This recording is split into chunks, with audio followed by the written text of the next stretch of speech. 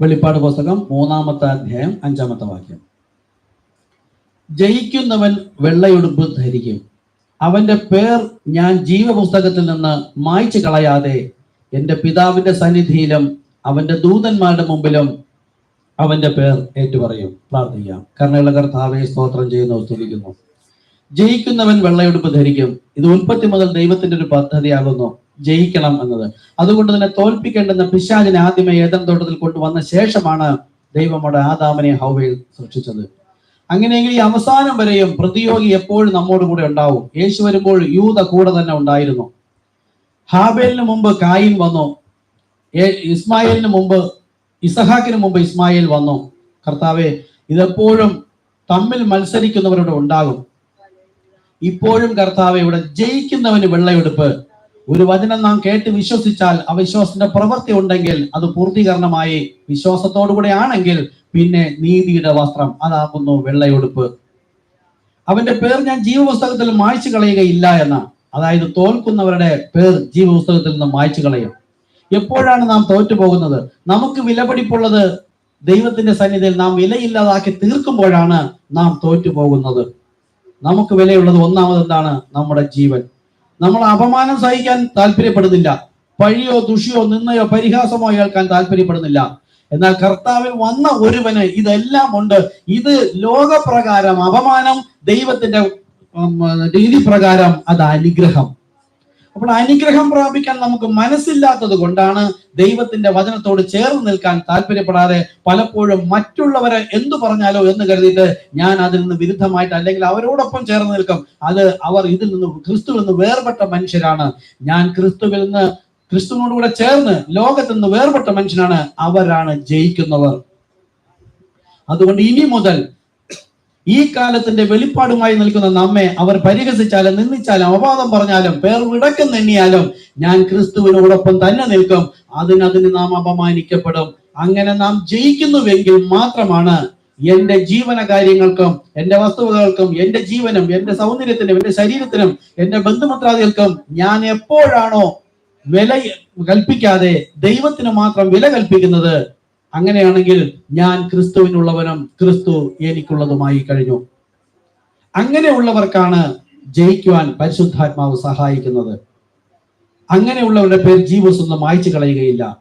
എൻ്റെ പിതാവിന്റെ സന്നിധിയിലും അവന്റെ ദൂതന്മാരുടെ മുമ്പിലും അവന്റെ പേർ ഏറ്റുപറയും. കരുണയുള്ള കർത്താവെ, ഇന്ന് നമ്മോട് സംസാരിക്കുന്ന ദൈവത്തിന്റെ വെളിപ്പാട് നമുക്കവിടുന്ന് കർത്താവെ നൽകണം. ഈ വെളിപ്പാടിലാകുന്നു തന്റെ സഭ മണവാട്ടി ഒരുങ്ങുവാനുള്ളത്, പണിയുവാനുള്ളത്, നിലനിൽക്കുവാനുള്ളത്, ജീവിക്കുവാനുള്ളത്. അതുതന്നെ ആകുന്നു നിത്യജീവൻ. പുത്രനില്ലാത്തവന് നിത്യജീവൻ ഇല്ല എന്ന് പറഞ്ഞാൽ അനുസരണ ഇല്ലാത്തവന്, അതായത് അനുസരിപ്പിക്കുന്ന ആത്മാവാകുന്നു പരിശുദ്ധാത്മാവ്, അതില്ലാത്തവർക്ക് നിത്യജീവൻ ഇല്ല എന്നാണ് പറയുന്നത്. കരുണയുള്ള കർത്താവെ, ദൈവവചനത്തോട് അനുസരണയുള്ളവരായിരിക്കാൻ ഒരു കൃപ നമുക്ക് നൽകണമേ എന്ന് പ്രാർത്ഥിക്കുന്ന കർത്താവെ, ഞങ്ങളുടെ പ്രാർത്ഥന അവിടുന്ന് കേട്ടതിനായി നന്ദി. പ്രാർത്ഥനയിൽ യാചിച്ചതൊക്കെ ലഭിച്ചു എന്ന് വിശ്വസിപ്പിനെങ്കിൽ അങ്ങനെ ഉണ്ടാകുമെന്ന് പറഞ്ഞിരിക്കുന്നു. അങ്ങ് നമ്മെ സഹായിക്കാൻ വാഗ്ദത്തം ചെയ്തിരിക്കുന്നു. വാഗ്ദത്തങ്ങൾ മുഴുവനും ക്രിസ്തുവിൽ ഊവന്നത്രയെന്ന്. അതിനാൽ ഞങ്ങൾ വിശ്വസ്തയോടെ നിർത്തുന്നു കർത്താവെ, പ്രത്യാശയോടെ ഇരിക്കുന്നു. കർത്താവ് നമുക്ക് വിളമ്പിത്തിരുന്ന മന്നയ്ക്കായി നന്ദിയോട് സ്തുതിക്കുന്നു. യേശു ക്രിസ്തുവിൻ നാമത്തിൽ തന്നെ. ആമേൻ, ആമേൻ. ഇരിക്കുക, എല്ലാവർക്കും ഇരിക്കുക. Hallelujah, hallelujah. സ്തോത്രം. കർത്താവ് സഹായിക്കട്ടെ. നിങ്ങൾ പ്രാർത്ഥനയോടെ ആയിരിക്കുമ്പോഴാണ് കർത്താവ് നമുക്ക് വേണ്ടുന്ന മന്ന വിളമ്പി തരുന്നത്. ബൈബിളും എഴുതപ്പെട്ടിരിക്കുന്നു വചനമായിട്ടാണ്, വെളിപ്പാടിലല്ല ബൈബിൾ എഴുതിയിരിക്കുന്നത്. വെളിപ്പാട് അതിനുള്ളിലാണ്. പ്രവാചകനിലൂടെ കർത്താവ് സംസാരിച്ച മെസ്സേജുകളും വചനപ്രകാരം തന്നെയാണ്. വെളിപ്പാട് ഇതിനുള്ളിലാണ്. അത് ഇൻഡിവിജ്വലാണ്. ആരാണോ ആത്മാവിൽ ദരിദ്രനായി വന്നിരിക്കുന്നത്, ആരാണോ ദൈവത്തിന്റെ വെളിപ്പാടിനായി ദുഃഖിക്കുന്നത്, ആരാണോ ജീവൻ പ്രാപിക്കാൻ ആഗ്രഹിക്കുന്നത്, അതുകൊണ്ട് ഇപ്പോൾ മുതൽ നമ്മുടെ കാതുകളെ, പുറത്തേക്കുള്ള കാതുകളെ അടയ്ക്കാം, കണ്ണുകളെ അടയ്ക്കാം, ഇന്ദ്രിയങ്ങളെ, സ്പർശനത്തെ എല്ലാം, ബോധ മനസ്സിനെ എല്ലാം അടച്ചിട്ട് രാജകുമാരൻ സംസാരിക്കുന്നു. അതാകുന്നു നമ്മുടെ ഭർത്താവ്. സിംഹം ഗർജിച്ചിരിക്കുന്നു, ആർ ഭയപ്പെടാതിരിക്കും. നമ്മുടെ വിഷയം എടുത്തതാണ്. കാട്ടിലെ രാജാവായിട്ടാണ് ദൈവം സിംഹത്തെ വെച്ചിരിക്കുന്നത്. ഇതറിയാത്ത ഒരു കുഞ്ഞു ഇറുമ്പ് പോലും ഇല്ല. സിംഹം ഗർജിച്ചാൽ സകല മൃഗങ്ങളും സൈലന്റ് ആകും. കാര്യം രാജാവ് ഗർജിച്ചിരിക്കുന്നു. അങ്ങനെയെങ്കിൽ നമ്മുടെ രാജാതി രാജാവും കർത്താതി കർത്താവുമായ യഹൂദ ഗോത്രത്തെ സിംഹമാകുന്നു കർത്താവായ യേശു ക്രിസ്തു. അതാകുന്നു വചനം. അതിനകത്തുള്ള വെളിപ്പാട് ദൈവം ഓരോ വ്യക്തികളിലൂടെയാണ് അത് നൽകിയിരിക്കുന്നത്. പത്രോസ് എന്ന ശരീരത്തെ നോക്കിയിട്ട് അത് ഞങ്ങൾക്ക് വേണ്ട, യേശു പറഞ്ഞത് മതി എന്ന് പറയുന്ന ഒരു വ്യക്തിയും ദൈവത്തിന്റെ ആടുകളല്ല. സിംഹത്തിന്റെ ഗർജനം കേട്ട എക്സ്പീരിയൻസും ഇല്ല.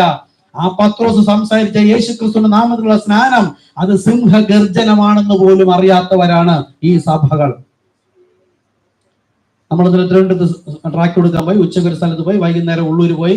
അവിടെ എല്ലാം ജനങ്ങൾ വരുന്നു, ദൈവത്തെ സംസാരിക്കും, വചനം സംസാരിക്കുന്നു. കേട്ടോണ്ട് നമ്മൾ പലപ്പോഴും പറയും, ഇവരെന്താ ഈ സംസാരിക്കുന്നത്? ലോകകാര്യങ്ങളും പരിഹാസങ്ങളും ഇടയ്ക്കിടയ്ക്ക് കുറച്ച് വചനവും പറഞ്ഞ് എന്തെങ്കിലുമൊക്കെ ഒപ്പിച്ച് വെക്കുന്നതല്ലാതെ ഈ വന്ന വ്യക്തികൾ ഒരു വ്യക്തി പോലും ആത്മാവിൽ ദരിദ്രനായി വന്നവരല്ല.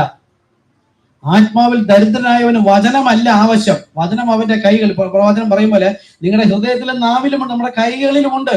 ഇതിനകത്ത് അടങ്ങിയിരിക്കുന്ന മർമ്മം, രഹസ്യം, വെളിപ്പാട്, അതിനാണ് ആ ഉപദേശികൾ അല്ലെങ്കിൽ ആ പ്രാസംഗികനിലൂടെ ഇന്ന് എനിക്ക് വേണ്ടുന്ന എന്തെങ്കിലും മന്ന ലഭിക്കുമെന്ന് കരുതിയിട്ടാണ് ഈ കൺവെൻഷനൊക്കെ പോകുന്നത്. അവരവിടെ ലോകകാര്യവും പറഞ്ഞുകൊണ്ടിരിക്കുന്നു. നമ്മൾ പുറത്തുനിന്ന് പലപ്പോഴും ഇതെന്താ പറയുന്നതെന്ന് അവർക്കറിയില്ല. അത് എഴുന്നേറ്റ് നിന്ന് സഹോദര വചനം പറയൂ അല്ലെങ്കിൽ അതിന് വെളിപ്പാട് പറയൂ എന്ന് പറയാൻ തക്കവണ്ണം ദരിദ്രരായവരാരും അവിടെയില്ല. അങ്ങനെ ഉള്ളവരല്ല നമ്മൾ. അവരുടെ ഇടയിലായിരുന്നു. ദൈവം നമ്മെ ഇവിടെ വിളിച്ച് വേർതിരിച്ചിരിക്കുന്നത്.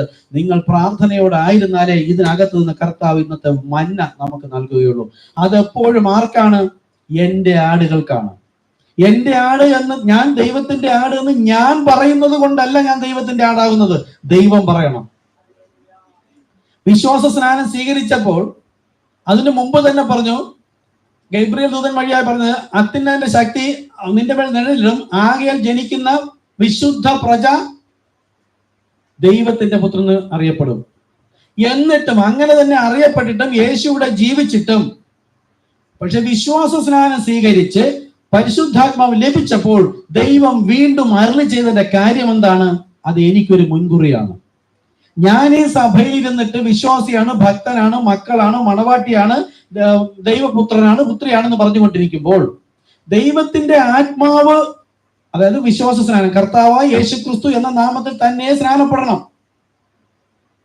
അങ്ങനെ സ്നാനപ്പെട്ട് പരിശുദ്ധാത്മാവ് ലഭിച്ചാൽ ഞാൻ എന്ത് ചെയ്യും? ആത്മാവിനാൽ വഴി നടത്തപ്പെടും.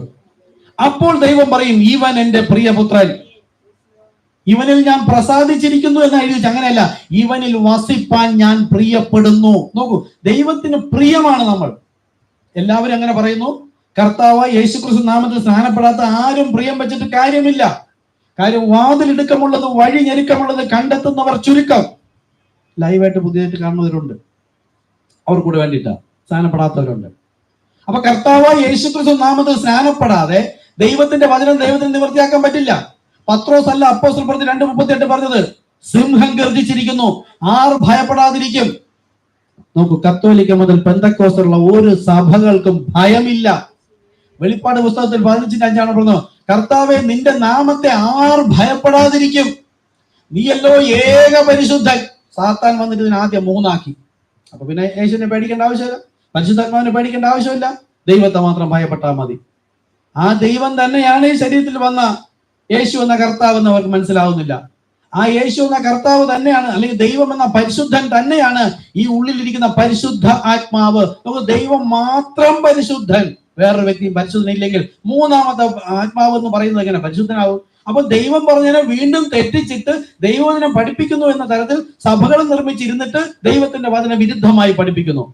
ഇതൊക്കെ ദൈവകൃപയാൽ കർത്താവ് നമ്മെ ഒരിക്കലും ഇതെല്ലാം ഓർമ്മപ്പെടുത്തി തന്നപ്പോഴാണ് ആ അനീതി സംസാരിക്കുന്നവരുടെ ഇടയിൽ നിന്ന് ദൈവം നമ്മെ വിളിച്ചിട്ട് സത്യം സംസാരിക്കുന്നവരുടെ ഇടയിലേക്ക് ആക്കിയത്.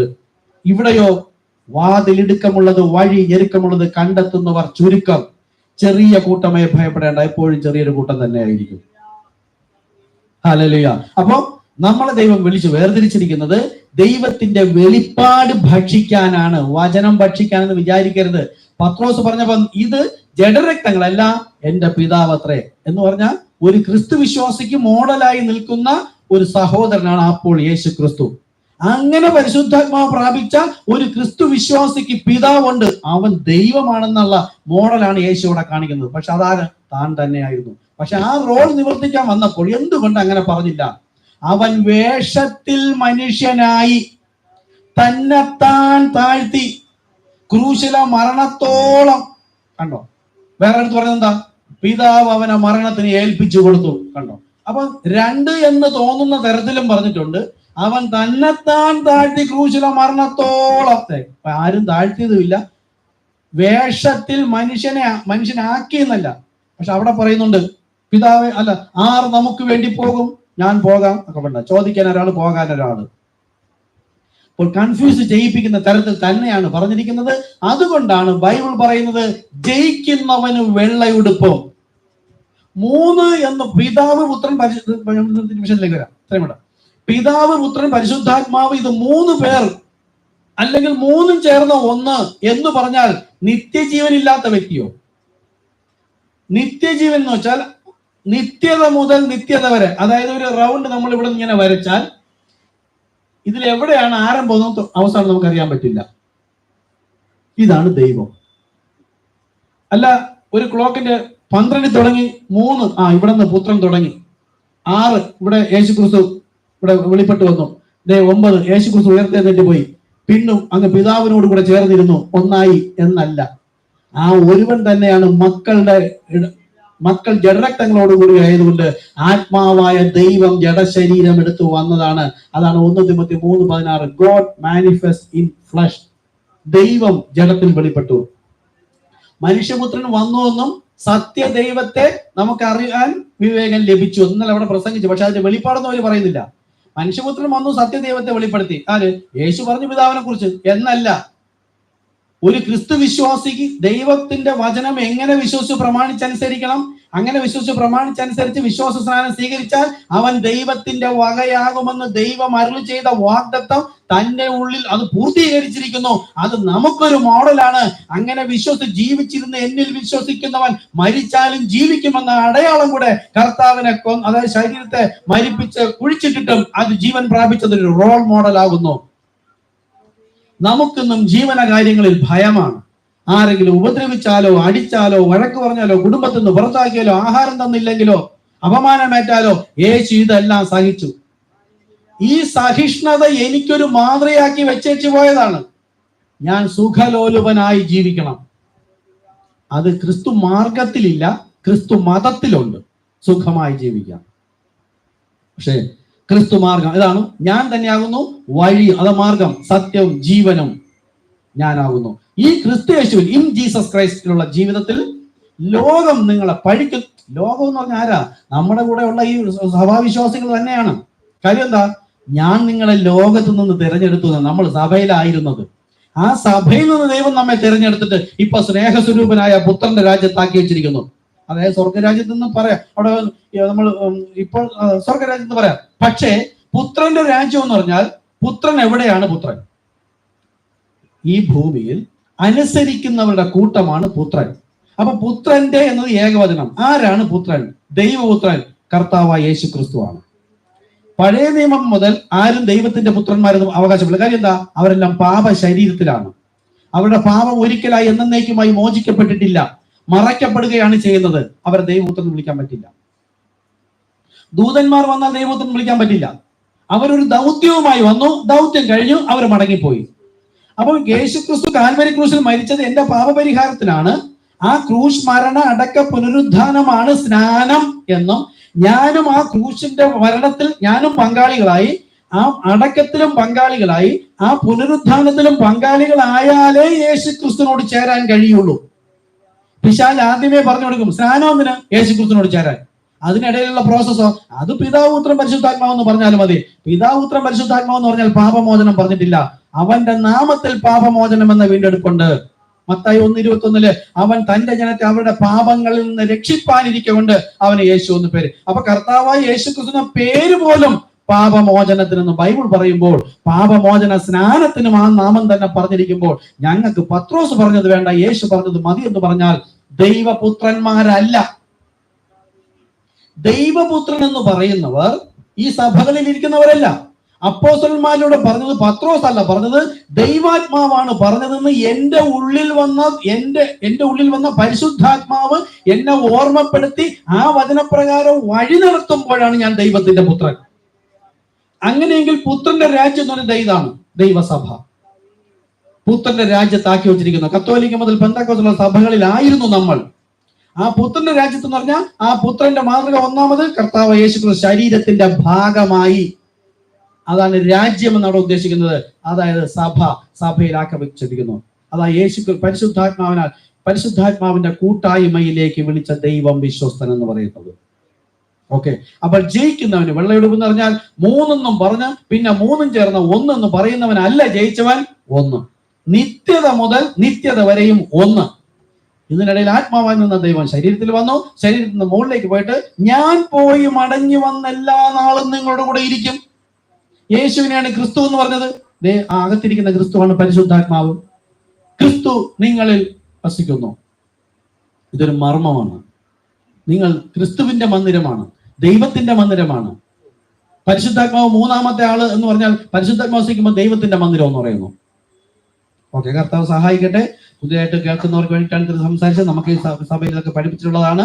നിങ്ങൾ സ്നാനപ്പെടേണ്ട ആൾക്കാരുണ്ട്, ഇനിയുണ്ട്. എങ്കിലും കർത്താവ് നമ്മെ സഹായിക്കട്ടെ. വിശ്വസിക്കുന്നു എന്ന് പറഞ്ഞിട്ട് കാര്യമില്ല. ലജ്ജിക്കാൻ താല്പര്യമില്ലെങ്കിൽ നിങ്ങൾക്ക് അവിടെ ഇരിക്കാം. ഒരിക്കലും സ്നാനപ്പെടരുത്. കാര്യം എന്താ? ലജ്ജിക്കുമെന്ന് കരുതിയിട്ടും ഇത് ശരിയാണെന്ന് ബോധ്യമായിട്ടും സ്നാനപ്പെടുന്നെങ്കിൽ ഇരു മനസ്സുള്ളവൻ ദൈവത്തിൽ നിന്ന് ഒന്നും പ്രാപിക്കുകയില്ല. മരിച്ചാലും വേണ്ടില്ല, ഇങ്ങനെ തന്നെ മരിച്ചാലും ഞാൻ വിശ്വസിക്കുന്ന ഈ ദൈവം, ഈ ആത്മാവ് എന്നെ നിത്യതയിൽ കൊണ്ടുപോകും. അതുകൊണ്ട് ലജ്ജ സഹിപ്പാൻ ഞാൻ തയ്യാറെന്ന് പറയുന്നവർ മാത്രമേ ഇത് സഹിച്ചെടുത്തിട്ട് കാര്യമുള്ളൂ. ഇത് മാർഗം തന്നെ ലജ്ജയുള്ളതാണ്. കർത്താവ് സഹായിക്കട്ടെ. കഴിഞ്ഞ പ്രാവശ്യം നമ്മൾ പറഞ്ഞെന്താണ്?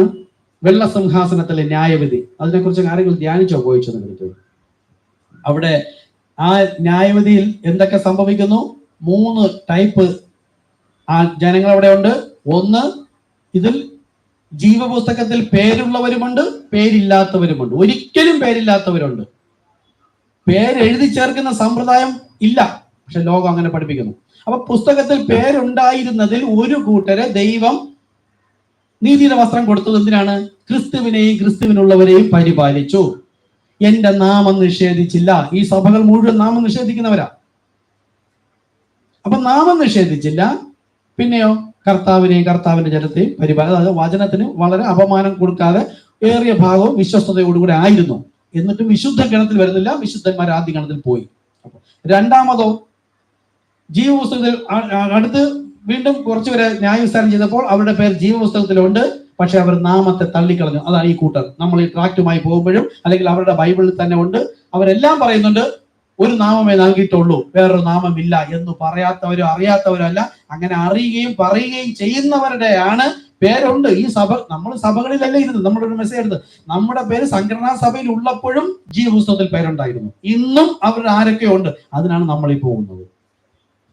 അവരെ വിളിച്ച് പുറത്തേക്ക് കൊണ്ടുവരാൻ യേശു ഇപ്പൊ ശരീരത്തിൽ വരാൻ കഴിയാത്തത് കൊണ്ടാണ് ആത്മാവായി എന്റെ ഉള്ളിൽ വന്നിട്ട് എന്നെ ദൈവം നടത്തി കൊണ്ടുപോകുന്നത്. അപ്പൊ ദൈവത്തിന്റെ ഇഷ്ടം ചെയ്യാൻ നമ്മൾ തന്നെ വിട്ടുകൊടുക്കുകയാണ്. അപ്പൊ അങ്ങനെയുള്ള ഒരു കൂട്ടരുടെ പേര് നാമം അറിഞ്ഞിട്ടും നമ്മളെ ക്രിസ്തുവിനുള്ളവരെയും സഭയും നമ്മളെ പരിഹസിച്ചുകൊണ്ടും കളിയാക്കിയോണ്ടും നിന്ദിച്ചുകൊണ്ടും പേർ വിടക്കം തന്നെയതുകൊണ്ടും അവരുടെ പേര് ജീവപുസ്തകത്തിൽ നിന്നും മായ്ച്ചു കളഞ്ഞിട്ട് അവരെ നരകത്തിലേക്ക് ഇടുന്നു.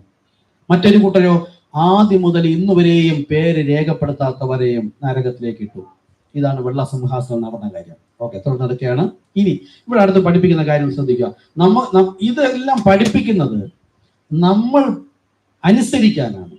നമ്മുടെ ഭാവം, മനോഭാവം എല്ലാം ക്രിസ്തയേശുവിനെ പോലെ ആക്കി തീർക്കാനാണ്. നമ്മൾ ഓരോരുത്തരും ഇന്നും വാശിയും പകയും വെല്ലുവിളിയോടുകൂടി ഇരിക്കുകയാണ്. അങ്ങനെയുള്ള ഒരു കൂട്ടരെ കുറിച്ചും നമ്മൾ എങ്ങനെ ആയിരിക്കണം എന്നതുമാണ് ഇനി പഠിപ്പിക്കാൻ പോകുന്നത്. നമ്മളൊക്കെ ധാരാളം കേൾക്കുന്നുണ്ട്. കേട്ടിട്ടും കഠിന ഹൃദയമുള്ളവരായിരുന്നു കഴിഞ്ഞാൽ മോശയോട് ക്രുദ്ധിച്ചവരെല്ലാം വഴിയിൽ തള്ളിയിട്ടെന്ന് പറഞ്ഞതുപോലെ തള്ളപ്പെട്ടു പോകും. ശ്രദ്ധിക്കുക. 5-ാമത്തെ മുദ്രയുടെ കീഴിലുള്ള കാര്യമാണ് വെളിപ്പാട് പുസ്തകം. 5-ാമത്തെ മുദ്രയുടെ കീഴിലുള്ള യാഗപീഠത്തിങ്കൽ കാണപ്പെടുന്ന ആത്മാക്കൾ, വെളിപ്പാട് പുസ്തകം 6-ാമത്തെ അധ്യായം 9 മുതൽ 11 വരെ. വെള്ള നിലയെങ്കി അവർക്ക് കൊടുക്കപ്പെടുന്നു. അപ്പൊ എന്തില്ലായിരുന്നു? അവർക്ക് നീതിയുടെ വസ്ത്രം ഇല്ലായിരുന്നു. അത് തീർച്ചയായും അവർക്ക് ലഭിക്കുന്ന ഒരു നിത്യജീവനാണ്. വെള്ള നിലയെങ്കി കാണിക്കുന്നത് നിത്യജീവൻ എന്നാണ്. അവിടത്തേക്ക് പ്രവേശിക്കണമെങ്കിൽ അകത്ത് ആത്മാവ് ഉണ്ടായിരിക്കും. ഈ ആത്മാവ് തന്നെയാണ് നിത്യജീവൻ. ഓക്കെ, അവൻ 5-ാമത്തെ മുദ്ര പൊട്ടിച്ചപ്പോൾ ദൈവം വചനം നിമിത്തവും തങ്ങൾ പറഞ്ഞ സാക്ഷ്യം ഹേതുവായും അറുക്കപ്പെട്ടവരുടെ ആത്മാക്കൾ ഞാൻ യാഗപീഠത്തിങ്കൽ കണ്ടു. വ്യക്തമായി ശ്രദ്ധിക്കണം. നമ്മളൊക്കെ ഇത് വായിച്ചു പോയതാണ്. ഈ കത്തോലിക്ക പെന്തക്കോസ്ത് സഭയൊക്കെ പഠിപ്പിക്കും പോലെ അല്ല, ശ്രദ്ധിച്ചോളാം. എന്തൊക്കെ നിമിത്തമാണ്? ദൈവവചനം നിമിത്തവും. ശ്രദ്ധിക്കണം, ദൈവവചനം. വെളിപ്പാട് പുസ്തകം 6-ാമത്തെ അധ്യായം 9 മുതൽ. ദൈവവചനം നിമിത്തവും തങ്ങൾ പറഞ്ഞ സാക്ഷ്യം ഹേതുവായും അറുക്കപ്പെട്ടവരുടെ ആത്മാക്കളെ ഞാൻ യാഗപീഠത്തിങ്കൽ കണ്ടു. ആരാണ്? പഴയ നിയമകാലത്തുള്ളവരുടെ കാര്യമാണ്, യഹൂദന്മാരുടെ കാര്യമാണ്. അവർക്ക് വേണ്ടി നൽകിയ ദൈവവചനം. അപ്പോൾ പ്രവാചകന്മാരിലൂടെയാണോ, ന്യായാധിപന്മാരിലൂടെയാണോ, മോശയിലൂടെയാണോ, നോഹയിലൂടെയാണോ എന്ന് അവർ നോക്കാൻ പോയില്ല. അവരുടെ മുമ്പിൽ നിന്നും ശ്രദ്ധിച്ചാലേ നമുക്കിത് അറിയാം, മറ്റുള്ളവർക്ക് വേണ്ടിയിട്ടാണ്. യേശു ക്രിസ്തുവിനെ ശ്രദ്ധിച്ച് നോക്കൂ എന്നാ വചനം പറയുന്നത്, അല്ലേ? അങ്ങനെ ഒരിക്കൽ പറഞ്ഞെങ്കിൽ അടുത്തും ശരീരത്തിൽ വന്ന് ദൈവവചനം നമ്മോട് പറയുന്നവരെയും ശ്രദ്ധിക്കണം. അവര് പറഞ്ഞത് എന്താ? ഞാൻ യേശുവിന്റെ അനുകാരി ആവാനല്ല അവര് പറഞ്ഞത്. 1:12, ഞാൻ ക്രിസ്തുവിന്റെ അനുകാരി ആയിരിക്കുന്നത് പോലെ നിങ്ങൾ എന്റെ അനുകാരി ആകുവിൻ. എത്ര ഉറപ്പ് നോക്കും. അതായത് പൗലോസിന് അറിയാം, എന്നിലൂടെ സംസാരിക്കുന്നത് ഞാനല്ല, ദസ് ഐ ദ ലോർഡ്, കർത്താവ് സംസാരിക്കുന്നു. അതുകൊണ്ടാണ് ഞാൻ തന്നെ അതിനനുകരിച്ച് പോയിക്കൊണ്ടിരിക്കുകയാണ്. കാണാൻ കഴിയാത്ത ആത്മാവ് വഴി നടക്കുന്നു. കാണാൻ കഴിയുന്ന എന്റെ ശരീരം എന്ത് പ്രവർത്തിക്കുന്നു. ഒരു ശൂലം പ്രതികൂലം വന്നപ്പോഴും ഞാൻ കൃപയ്ക്ക് വേണ്ടി അപേക്ഷിച്ചതേ ഉള്ളൂ. അതവിടെ ഇരിക്കട്ടെ, നിനക്ക് എന്റെ കൃപ മതി. ഇതാണ് നമുക്ക് വരുന്ന പ്രതികൂലം. എനിക്ക് വരുന്ന പഴി, ദൂഷണം, നിന്ന, പരിഹാസം, എന്റെ ഇല്ലായ്മ, സാമ്പത്തിക ഇല്ലായ്മ, സൗന്ദര്യമില്ലായ്മ, പ്രായം, അല്ലെങ്കിൽ എന്ത് ആയിക്കൊണ്ടേ, ഈ നാമനിമിത്തം, സ്നാനം ഏറ്റവും നിമിത്തം ഉണ്ടാകുന്ന പഴി, ദൂഷി, നിന്ന, ഇതെല്ലാം എനിക്കുള്ളൊരു ശൂലമാണ്. ഞാൻ ഈ ശൂലം മാറ്റാം. കർത്താവെ, എന്നെ അവര് ആരും കാണരുതേ. ഞാൻ ഇന്ന് അവിടെ പോകും, ട്രാക്ട് കൊടുക്കും, പക്ഷെ എന്നെ ആരും കാണല്ലേ കർത്താവെ. ശൂലം വേണ്ടെന്നാ ദൈവം വെച്ചിരിക്കുന്നതാ. എന്തിനാണെന്ന് അറിയാമോ? അതിൽ എനിക്ക് കൃപ വെച്ചിരിക്കുകയാണ്. ആ കൃപയിലൂടെ എനിക്കൊരു അനുഗ്രഹം വെച്ചിരിക്കുകയാണ്. പരീക്ഷ സഹിക്കുന്ന മനുഷ്യൻ ഭാഗ്യവാനെന്നല്ലേ? ഒരു പരീക്ഷ എന്റെ നാമം നിമിത്തമാണ്, അല്ല ഞാൻ എവിടെയെങ്കിലും പോകുമ്പോൾ ആരെങ്കിലും എന്നെ ചെളിവാരി എറിയുന്നുള്ളല്ല. കർത്താവിന്റെ നാമം നിമിത്തം, ഈ എന്റെ വിശ്വാസ ജീവിത നിമിത്തം ആരും എന്നെ കാണരുത്. പതുക്കെ ഇരുന്ന് അവർക്ക് സൂക്ഷിച്ച് പറയണമെന്ന് എനിക്ക് ആഗ്രഹം. ഞാൻ പറയാം, നല്ല സൗകര്യപ്പെട്ട് ആരും ഇല്ലാതെ വരട്ടെ എന്നൊക്കെ കാണുന്നെങ്കിൽ ലജ്ജ സഹിക്കാൻ നാണക്കെടുന്ന. നോക്കൂ, ഇത് അലക്ഷ്യമാക്കിയവരെ കുറിച്ചുള്ള വചനമാണ് നമ്മൾ എടുക്കുന്നത്. ലജ്ജ അലക്ഷ്യമാക്കി നിന്ന സഹിച്ചു.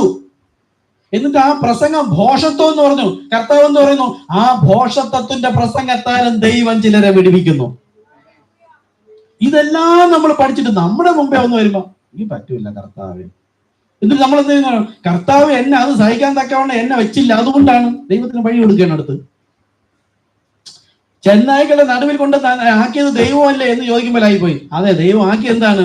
എന്റെ കിരീടത്തിൽ മുത്തിയാക്കാനാ, തേജസ് തേജസ് പ്രാപിക്കാനാ, ക്രിസ്തുവിന്റെ തേജസ് കണ്ണാടി പോലെ പ്രതിബിംബിക്കാനാ. പക്ഷെ ഞാൻ എന്ത് ചെയ്യുന്നു?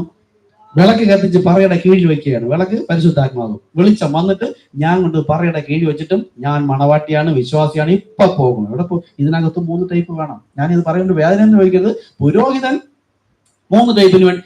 പ്രവാചകൻ സംസാരിച്ചിരിക്കുന്നു, ദൈവം സംസാരിച്ചു, ദൈവം ഉപയോഗിച്ച മനുഷ്യരെല്ലാം സംസാരിച്ചെങ്കിൽ അതേ ആത്മാവ് പ്രാപിച്ച പുരോഹിതനും. നോക്ക്, ഇതൊക്കെ പറയുമ്പോൾ ആള് കുറഞ്ഞാൽ, ഇന്നിപ്പോ ആള് കുറവാണ്, ആള് കുറവ്, ഇനിയും കുറയും എന്ന് വിചാരിച്ച് ഞാനിത് പറയുന്ന കർത്താവ് ആദ്യം എന്നെ എടുത്ത് കളയും. ഇതിനകത്തുനിന്ന് ഒരെണ്ണേ ഉണ്ടെങ്കിൽ യേശു പറഞ്ഞ ചെറിയ കൂട്ടമേ ഭയപ്പെടും. ഇതെല്ലാം പറഞ്ഞിട്ട് ഞാൻ വലിയ കൂട്ടത്തെ പ്രതീക്ഷിക്കണമെങ്കിൽ എനിക്കെന്ത് വെളിപ്പാടാ ഉള്ളത്? അതല്ലേ നമ്മളിവിടെ പഠിച്ചതാ. 3 മാസം മുമ്പ് യൂട്യൂബ് കിടപ്പുണ്ട്. ഒരു സഭ തുടങ്ങുമ്പോൾ ജനം ഇതുപോലെയാണ്, വൈക്കപ്പത്തിന്റെ മൂട് പോലെ ധാരാളം ഉണ്ടാവും. പക്ഷെ ശരിയായ വചനം പറഞ്ഞു വരുമ്പോൾ ക്രിസ്തുവിലേക്കുള്ള വളർച്ച വളരെ ചുരുക്കം വരെ ആയിരിക്കും. സഭ ധാരാളം ഉണ്ടാവും, ജനങ്ങളുണ്ടാവും. ക്രിസ്തുവിന്റെ ആത്മാവില്ലാത്തവൻ എനിക്കുള്ളവനല്ല. ചെറിയൊരു കൂട്ടം പേര് മാത്രമേ പോവുകയുള്ളൂ. അപ്പോ ഇവിടെ അന്ന് അവർക്ക് കൊടുത്ത ദൈവവചനം നിമിത്തം എന്ന് പറഞ്ഞാൽ, പഴയ നിയമത്തിൽ ആരിലൂടെ സംസാരിക്കുന്നു എന്ന് നോക്കിയവരെല്ലാം മരിച്ചുപോയി. ഇന്ന് ഞാൻ ഒരു ഷോർട്ട് വീഡിയോ ഇട്ടിരുന്നത് അതിൽ പറയുന്നുണ്ട്. യേശു വന്നപ്പോൾ ഞങ്ങൾക്ക് നിന്നെ വേണ്ടെന്ന് പറയത്തക്കാണ് അവരൊരു ശരീരം കണ്ടു. ശരീരത്തിനകത്തിരുന്നത് എവര് പ്രതീക്ഷ വെച്ച, അല്ലെങ്കിൽ മോശയോട് സംസാരിച്ച അതേ ദൈവം തന്നെയായിരുന്നു ശരീരത്തിനകത്തിരുന്നത്.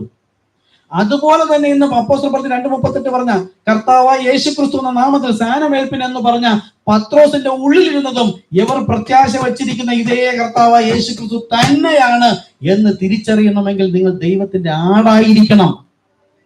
ദൈവത്തിന്റെ ആട മാത്രമേ എന്റെ ശബ്ദം കേൾക്കുകയുള്ളൂ. നിങ്ങൾക്ക് അന്യന്റെ ശബ്ദമാണത്, ദൈവശബ്ദമല്ല.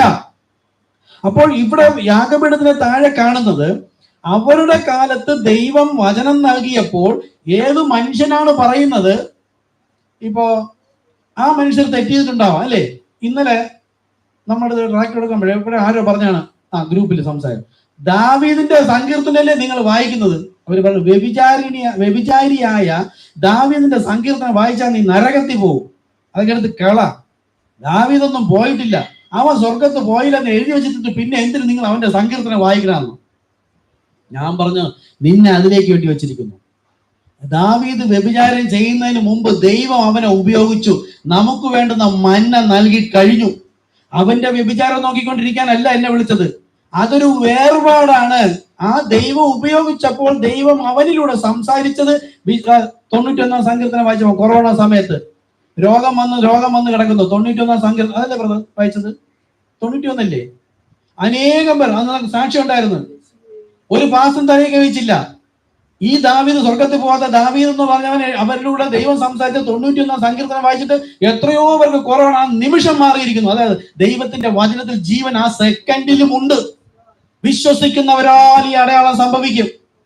അപ്പൊ ഇവിടെ പറയുന്നത് എന്താ? ദൈവ വചന നിമിത്തവും. അപ്പൊ ദൈവം വചനം പറയാൻ ആരെ ഉപയോഗിക്കുന്നു? ഇപ്പൊ എന്നെ നോക്കിക്കഴിഞ്ഞാൽ ലോകം എന്നെ അറിയാവുന്ന നീയാ പാസ്റ്റർ എന്ന് ചോദിക്കും. നമ്മളെ ഓരോരുത്തരും അങ്ങനെ തന്നെ. നമ്മളൊക്കെ ജീവിച്ചിരുന്ന സമയത്ത് പാപജീവിതം ആയതുകൊണ്ടാണ് പാപിയെ രക്ഷിക്കാൻ യേശു വന്നത്. നീതിമാന്മാരെന്ന് പറയുന്നവൻ അവിടെ ഇരിക്കുന്നേ ഉള്ളൂ. എന്നാൽ ഇതിന്റെ കൂട്ടത്തിൽ നീതിമാന്മാരാണ്, ഞാൻ ശരിയാണെന്ന് പറയുന്നവരിൻ്റെ അകത്ത് വേണം. 3 ടൈപ്പ് കൂടെയാണ്. സ്വയം ഹൃദയം കൊണ്ട് കർത്താവെ തെറ്റിപ്പറ്റിപ്പോയി എന്നെ അങ്ങ് വിളിച്ചല്ലോ, വേർതിരിച്ചല്ലോ എന്ന എളിമയോടെ താഴ്മയോടെ ഇരിക്കുമ്പോഴും നിഗളിക്കുന്നവരും ഉണ്ടാകും. 3 കൂട്ടരും ഉണ്ടാകും. അപ്പൊ ദൈവം ആരെ ഉപയോഗിക്കുന്നു എന്നല്ല അവർ നോക്കിയത്, അവരിലൂടെ പറഞ്ഞത് ദൈവത്തിന്റെ ശബ്ദമാണെന്ന് തിരിച്ചറിഞ്ഞുക മാത്രമല്ല ചെയ്തത്. അടുത്തവരെന്താ? ദൈവനാമം വചന നിമിത്തവും തങ്ങൾ പറഞ്ഞ സാക്ഷ്യ നിമിത്തവും. ആരാ? ദൈവവചനം അരുൾ ചെയ്യുവാൻ ദൈവം ഉപയോഗിച്ചവരുടെ ജീവിതവും അവർ പറഞ്ഞ സാക്ഷ്യവും. അടുത്ത് ശ്രദ്ധിക്കണം, അവരുടെ വചനം കേട്ട് വിശ്വസിച്ച ചിലരുടെ സാക്ഷ്യവും. ഇപ്പൊ നമുക്ക് മുമ്പേ ഇപ്പം വെളിപ്പാട് 10-ാമത്തെ അധ്യായ പ്രകാരം കർത്താവ് യേശു ക്രിസ്തു മുദ്ര തുറന്നു അല്ലേ? ആ യേശു ഡയറക്റ്റ് വന്ന് നമ്മുടെ ശരീരത്തിൽ വന്ന് സംസാരിച്ചല്ല. അപ്പൊ തങ്ങൾ ദൈവവചന നിമിത്തം. അപ്പം വെളിപ്പാട് 10:1 പ്രകാരം പ്രവാചകനിലൂടെ പറഞ്ഞതും ഇന്നിപ്പോ എത്ര വർഷമായി? ഏകദേശം 70-80 വർഷങ്ങളായി. ഇത്രയും കാലം അനേകർ വിശ്വസിച്ച് അവരുടെ അനുഭവങ്ങളും കൂടെ പറഞ്ഞ സാക്ഷ്യം നിമിത്തം ഇപ്പൊ നമ്മൾ വിശ്വാസത്തിൽ വന്നു. ഇനി ഞാനിത് വിശ്വസിക്കുന്നത് ബൈബിളിലെ വചനപ്രകാരം കാണിച്ചു കൊടുത്തുകൊണ്ട് മറ്റു പലരെയും അപ്പോസ്തലന്മാരുടെ വിശ്വാസത്തിലേക്ക്, അപ്പന്മാരുടെ വിശ്വാസത്തിലേക്ക് കൊണ്ടുവരുമ്പോൾ നമ്മുടെ സാക്ഷ്യ നിമിത്തവും. അപ്പൊ ദൈവവചനം കാണിച്ചു കൊടുക്കുന്നു, ദൈവവചന നിമിത്തവും തങ്ങൾ പറഞ്ഞ സാക്ഷ്യ നിമിത്തവും. അടുത്തതാണ് മെയിൻ. അടുത്തതെന്താണ് അറിയാം? ഇപ്പൊ വായിച്ചതാണ്. അറുക്കപ്പെട്ടവർ. സന്തോഷകരമായ ജയജീവിതം, സമ്പത്തും പണവും ഉണ്ടാക്കി ആരാലും അപമാനിക്കപ്പെടാതെ നിന്ദിക്കാതെയും മരണത്തിന് ഏൽപ്പിക്കപ്പെടാത്തതുമായ ജനത്തെക്കുറിച്ചല്ല ഇവിടെ പറയുന്നത്. ദൈവവചനം ശ്രദ്ധിക്കണം, നമ്മുടെ മുമ്പിൽ വച്ചിരിക്കുന്ന ഒരു മാതൃകയാണ്. ദൈവവചനം നിമിത്തവും തങ്ങൾ പറഞ്ഞ സാക്ഷ്യം നിമിത്തവും അറുക്കപ്പെട്ടവർ. അവരെല്ലാം കൊന്നുകളഞ്ഞു. കൊല്ലുന്ന നിമിഷം പോലും ദൈവത്തിന്റെ വചനവും ദൈവവചനപ്രകാരം ജീവിച്ച വിശുദ്ധന്മാരുടെ സാക്ഷ്യ നിമിത്തവും തങ്ങളെ മരണത്തിന് ഏൽപ്പിച്ചു കൊടുക്കുക അല്ല അവർ ചെയ്തത്, ക്രിസ്തുവിനെ ഏൽപ്പിച്ചു കൊടുത്തു. പക്ഷെ ലോകം പറയുന്നത് അവൻ മരണത്തിന് ഏൽപ്പിച്ചു കൊടുത്തു ഇല്ല, അവൻ അതിനു മുമ്പേ ഒരിക്കൽ മരിച്ചു. എപ്പോഴോ ദൈവത്തിന്റെ വചനം കേട്ട് ദൈവത്തിന് അവനെ തന്നെ വിറ്റു.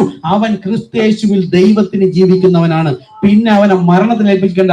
അത് അവനെ മരിപ്പിക്കുന്നതല്ല, അവനെ ഈ ശരീരത്തിൽ നിന്ന് പുറത്താക്കുകയാണ് ചെയ്യുന്നത്.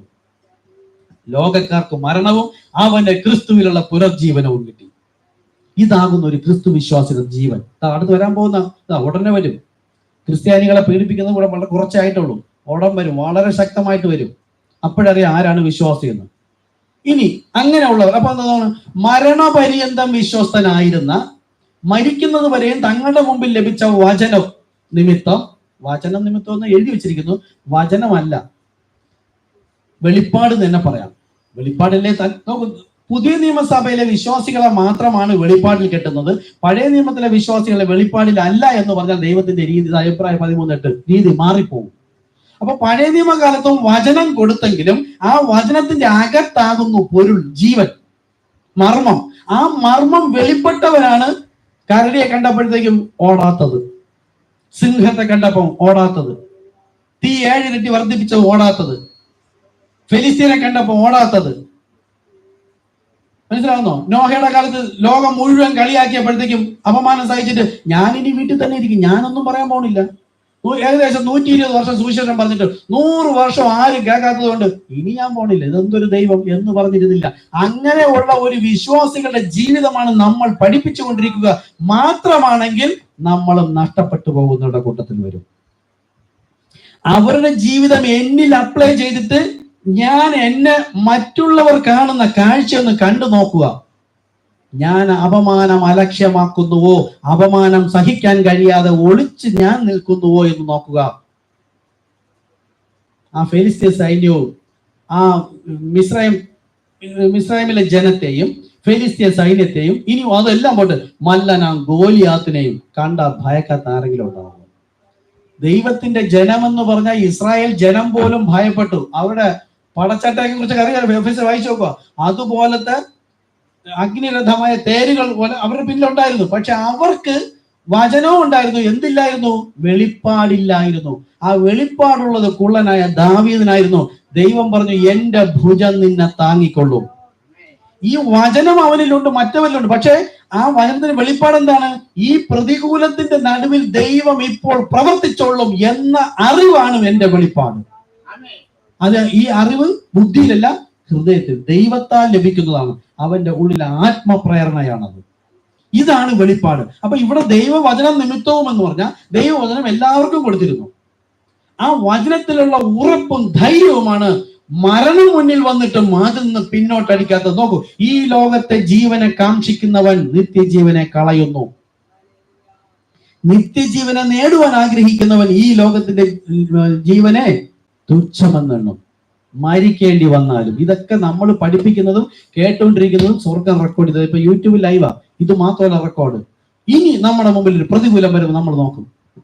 ഒരു മരണത്തിനോ കല്യാണത്തിനോ ബന്ധു വീട്ടിലോ അല്ലെങ്കിൽ ബസ്സിലോ എവിടെയെങ്കിലും പോകുമ്പോൾ ഇരിക്കുന്നവരെല്ലാം എന്നെ അപമാനിക്കുന്നവർ, നമ്മൾ സുവിശേഷം പറയാൻ പോകും? ഒരിക്കലും പോവില്ല. വേണമെങ്കിൽ പറയണമെന്നുണ്ട്, ഇവരെല്ലാം പോയ ശേഷം പതുക്കെ അങ്ങോട്ട് അടുത്ത് കൂടും. അങ്ങനെയല്ല, പറയേണ്ടത് ലജ്ജ. ആ നിമിഷം ലജ്ജയുണ്ട്. സ്വന്തം ജീവനെ വരെ വില കൽപ്പിക്കാത്തവനാണ് ക്രിസ്തുവിന്റെ അനുകാരി എന്ന് പറഞ്ഞാൽ ലജ്ജ സഹിക്കാൻ പോലും കഴിയാത്തവൻ എങ്ങനെ ക്രിസ്തുവിന്റെ മണവാട്ടിയാവും? ഇത് ആദ്യത്തെ സ്റ്റെപ്പാ. എന്റെ നാമം നിമിത്തം പഴി ആദ്യത്തെ സ്റ്റെപ്പ് പോലും നമുക്ക് സഹിക്കാൻ പറ്റുന്നില്ലെങ്കിൽ പിന്നെ ഒരാൾ കൊണ്ട് കഴുത്തിൽ കത്തി വെച്ചാൽ എന്ത് ഹരേ രാമാന്ന ഹേ രാമാന്ന എന്ത് വിളിക്കാൻ പറഞ്ഞാൽ നമ്മൾ വിളിക്കും. യേശുവിന്റെ തള്ളി അല്ലെങ്കിൽ ബൈബിൾ എടുത്ത് ചവിട്ട അല്ലെങ്കിൽ മെസ്സേജ് പുസ്തകം ചവിട്ടടാ, ഇല്ലെങ്കിൽ ഇപ്പൊ കൊല്ലുന്ന നമ്മൾ എന്ത് ചെയ്യും? പറയുന്നത് അങ്ങനെ ആകരുത്. ആകാത്തവരുടെ മോഡലാണ് ഈ പറഞ്ഞുകൊണ്ടിരിക്കുന്നത്. അപ്പോൾ നമ്മുടെ മുമ്പിലും വരുമെന്നും യേശു പറയുന്നു. എന്തുകൊണ്ട് ഇതൊക്കെ വരുന്നു? പിതാവിനെയും എന്നെയും അറിയാത്തത് കൊണ്ട് നിങ്ങളെ കൊല്ലുന്നവരെല്ലാം ദൈവത്തിന് വഴിപാട് കഴിക്കുന്നു എന്ന് പറയുന്ന നാഴിക ഇതാ വരുന്നു. ഞാനിത് മുൻപ് കൂട്ടി പറഞ്ഞിരിക്കുന്നത് കൊണ്ട് നിങ്ങൾ ഓർത്തുകൊള്ളുവിൻ. അങ്ങനെ ഓർത്തിരുന്നവരുടെ ജീവിതമാണ് നമ്മൾ പഠിപ്പിക്കുന്നത്. അപ്പൊ ദൈവവചനം നിമിത്തവും ഇന്നും ഒരു പാരഗ്രാഫേ ആയുള്ളൂ, കുഴപ്പമില്ല. നമ്മൾ വ്യക്തമായി കാര്യങ്ങൾ മനസ്സിലാക്കി പോവുക. ഓടിച്ചെടുത്തിട്ട് ഒള്ളി പ്ലേ എന്ന് പറഞ്ഞിട്ട് പ്ലേ ചെയ്തിട്ടൊന്നും കാര്യമൊന്നുമില്ല. ദൈവവചനം നിമിത്തവും എന്ന് എഴുതി വെച്ചിരിക്കുന്നു, ഞാൻ കേട്ടു. അങ്ങനെയല്ല, ദൈവത്തിന്റെ വചനം നൽകിയപ്പോൾ ദൈവം അതിന്റെ ഉള്ളിലാണ് ഉദ്ദേശം വെച്ചിരുന്നത്. അത് ആർക്ക് മാത്രമേ തിരിച്ചറിയാൻ കഴിയുള്ളൂ? സമർപ്പിക്കപ്പെട്ട ക്രിസ്തുവിന്റെ മണവാട്ടിക്ക്. ഞാൻ വാക്കുപയോഗിച്ചതിനകത്തുണ്ട്, പിന്നെ എടുക്കാം. സമർപ്പിക്കപ്പെട്ടു എന്ന് നമ്മളെല്ലാം സമർപ്പിക്കപ്പെട്ടു. ഒരു പ്രതികൂലം വരുമ്പോഴാണ് അറിയുന്നത് നാം സമർപ്പിക്കപ്പെട്ടുവോ ഇല്ലയോ എന്ന്. ഞാൻ ക്രിസ്തുവിന്റെ വകയാണ്, ഇനി എന്നിൽ ജീവിക്കുന്ന ഞാനല്ല ക്രിസ്തു അത്ര എന്ന് ഞാൻ പറയുകയും പ്രാർത്ഥിക്കുകയും നിലവിളിക്കുകയും എല്ലാം ചെയ്തിട്ട് പ്രതികൂലം വരുമ്പോൾ ഞാൻ വേറെ വഴി പോകുന്നുവെങ്കിൽ സമർപ്പിക്കപ്പെട്ട വ്യക്തിയല്ല. മരണത്തിന്റെ മുമ്പിൽ ഞാൻ സമർപ്പിക്കപ്പെട്ടു, ജീവന്റെ മുമ്പിൽ ആദ്യം മരിച്ചു, ക്രിസ്തുവിന് സമർപ്പിക്കപ്പെട്ടെങ്കിൽ ഇനി എന്നിൽ ജീവിക്കുന്ന ഞാനല്ല ക്രിസ്തു അത്ര. ക്രിസ്തു എന്നിൽ ജീവിക്കുന്നുവെങ്കിൽ എന്നെ ഈ ലോകപ്രകാരം കൊന്നു കളഞ്ഞാൽ ഞാൻ എവിടെയായിരിക്കും? അടുത്ത സെക്കൻഡിൽ കർത്താവിനോടുകൂടെ ആയിരിക്കും. ഈ ബോധം എനിക്കില്ലല്ലോ. ഞാൻ ഈ ലോകത്തെ ശരീരത്തെയും ലോകത്തെയും മോഹത്തെയും അല്ലെങ്കിൽ വസ്തുവകളെയും പൈസയും അതിനെയെല്ലാം മോഹിച്ചിട്ട് ഞാൻ അതിനോടാണ് പ്രിയം വെച്ചിരിക്കുന്നത്. കർത്താവിന് വേണ്ടിയോ കർത്താവിന്റെ നാമത്തിന് വേണ്ടിയിട്ടോ ഒന്നും ചെയ്യുകയില്ല, ഇറങ്ങി പുറപ്പെടുകയില്ല. അപ്പൊ ഞാൻ എന്തിനെ സ്നേഹിക്കുന്നു? ഈ ലോകത്തെ ജീവനെ സ്നേഹിക്കുന്നു. അവൻ നിത്യജീവനെ കളയുന്നു. നോക്കി, ഇത് പറയുമ്പോഴൊക്കെ നമുക്ക് തന്നെ ചിലപ്പോൾ ഹൃദയത്തിൽ നോവും കുത്തുമൊക്കെ ഉണ്ടാവാം. ഇത് അങ്ങനെ ആരെങ്കിലും ഉണ്ടെങ്കിൽ നിങ്ങൾ സ്വയം അതിനെ ശാസിക്കണം. സാത്താനെ, നീയാണ് എൻ്റെ ഉള്ളിൽ എന്ന് പറയേണ്ടത് നമുക്ക് ബുദ്ധിമുട്ടാണെങ്കിൽ, നീയാണ് എന്നെ വഴി നടത്തുന്നത് എന്ന് ധൈര്യമായിട്ടും പറയാം. ദൈവാത്മാവാണ് വഴി നടത്തുന്നതെങ്കിൽ ഇതിന് എഗ്നസ്റ്റ് ആയിട്ട് നിൽക്കും ഈ ലോകത്തെ ജീവന്. അപ്പൊ ഇതിനെതിരായിട്ടാണ് എന്നെ നയിക്കുന്ന സാത്താനെ, നീയാണ് എന്നെ നയിക്കുന്നത്, വിട്ടുപെടാം സാത്താനെ. മനഃപൂർവ്വമായിട്ട് നിങ്ങൾ ഇറങ്ങി തിരിച്ചു നോക്കണം. ശക്തി ധരിച്ചാൽ ഇറങ്ങി പുറപ്പെടും എന്ന് പറയുന്നുണ്ടാണ് ഞാനിത് പറയുന്നത്, ഇല്ലേ? ശക്തി ധരിച്ചാൽ ഇറങ്ങി പുറപ്പെടും. അപ്പോ ദൈവവചനം നിമിത്തവും തങ്ങൾ പറഞ്ഞ സാക്ഷ്യം നിമിത്തവും അറുക്കപ്പെട്ടവർ, മരണത്തിന് സ്വയം ഏൽപ്പിക്കപ്പെട്ട ജനത്തെ കുറിച്ചാണ് ഇവിടെ പറയുന്നത്. നോക്കുക, ഇനി അവരുടെ സ്വഭാവം അതുകൂടെ പെട്ടെന്ന് എടുക്കാൻ പറ്റുമെന്നില്ല. ദൈവവചനവും നിമിത്തവും തങ്ങൾ പറഞ്ഞ സാക്ഷ്യം ഹേതുവായും അറുക്കപ്പെട്ടവരുടെ ആത്മാക്കളെ ഞാൻ യാഗപീഠത്തിൽ കണ്ടു. യാഗപീഠത്തിൽ കീഴിൽ കണ്ടു.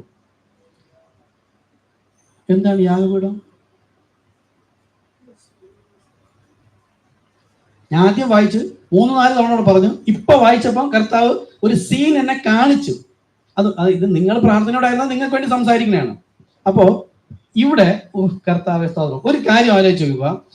ഏതൊരു മനുഷ്യനും യാഗപീഠത്തിങ്കൽ വരാതെ ദൈവസന്നിധിയിലേക്ക് പോകാൻ കഴിയില്ല എന്ന് നമുക്ക് പഠിപ്പിക്കാം. അങ്ങനെ ഞാൻ പറയാൻ തുടങ്ങിയത് പെട്ടെന്ന് കർത്താവ് പറയാണ്, അങ്ങനെയല്ല, വെള്ള വസ്ത്രം പോലും ലഭിക്കില്ല എന്ന്, നീതിയുടെ വസ്ത്രം പോലും ലഭിക്കില്ല എന്ന്. ഇത് ബൈബിൾ ഭാഷയാണ് ഞാൻ പറഞ്ഞത്. ഇനി നമ്മുടെ സംസാര ഭാഷയെ പറഞ്ഞുതരാം. പാപിയായ ഏതൊരു മനുഷ്യനും നീതിയുടെ വസ്ത്രം എന്താണ്? ദൈവവചനം വിശ്വസിക്കുന്നതിലൂടെ ലഭിക്കുന്നത്. ഈ നീതിയുടെ വസ്ത്രമെങ്കിലും ലഭിക്കണമെങ്കിൽ അവൻ കർത്താവായ യേശുക്രിസ്തു നാമത്തിൽ സ്ഥാനപ്പെട്ടിരിക്കണം. പിതാവ്, പുത്രൻ, പരിശുദ്ധാത്മാവെന്നല്ല, കർത്താവായ യേശുക്രിസ്തു നാമത്തിൽ. അതാണ് യാഗപീഠം. യാഗം, കാൽവരി ക്രൂശിലെ യാഗം. ഏതൊരു മനുഷ്യനെയും ക്രിസ്തുവിനോട് നിരപ്പിക്കുന്നതാണ് ക്രൂശിലെ യാഗം.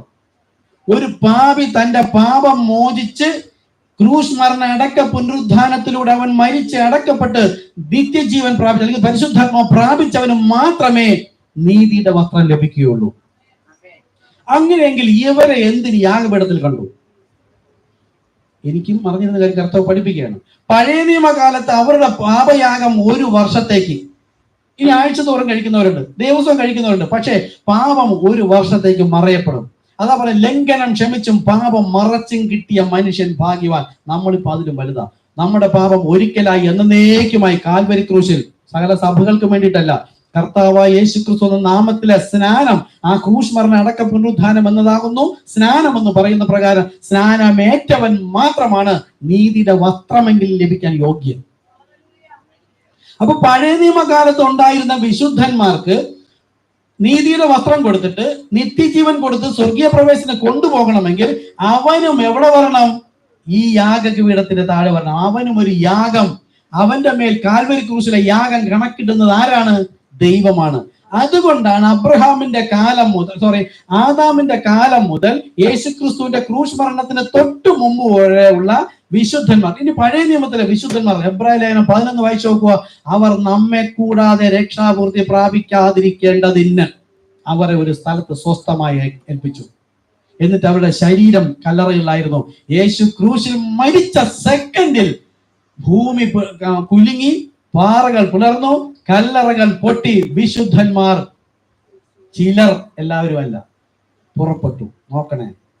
അപ്പൊ അവനും കൂടി ഈ യാഗപീഠം 5-ാമത്തെ അധ്യായത്തിൽ പറഞ്ഞാൽ അവരെ കാണുമ്പോൾ ഒരു യാഗപീഠത്തിന് താഴെ ഇവരെല്ലാം ഇരിക്കുന്നു എന്നല്ല, ഈ ക്രൂശീകരണത്തിന്റെ പാപപരിഹാര മാർഗം ദൈവം അവരിലും കൂടെ കണക്കിട്ട സെക്കൻഡില് അവരുടെ കല്ലറ പൊട്ടി പുറപ്പെട്ടു.